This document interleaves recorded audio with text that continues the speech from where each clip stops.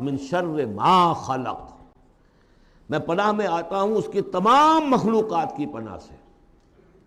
اب آپ غور کیجئے، مخلوق ظاہر بات ہے خالق کی طرح کامل تو نہیں ہو سکتی، مخلوق کے اندر کوئی نہ کوئی پہلو جو ہے وہ کمی کا، تقصیر کا، نقص کا رہ جائے گا۔ تو گویا کہ ہر مخلوق میں شر کا پوٹینشل ایلیمنٹ موجود ہے۔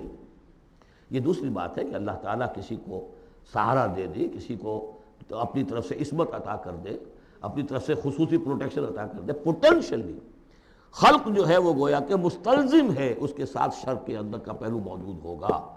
قل اعوذ برب الفلق من شر ما خلق، یعنی وہ شر جو ہے خود اپنی جگہ پر کوئی علیحدہ مستقل وجود رکھنے والی شے نہیں ہے، بلکہ وہ شر جو ہے خلق کے اندر جو کمی کا پہلو ہے۔ جیسے ہم نے انسانوں کے بارے میں پڑھا، خلق الانسان من عجل، انسان کی سرشت میں جلد بازی ہے۔ خلق الانسان ضعیفا، انسان کمزور پیدا کیا گیا ہے۔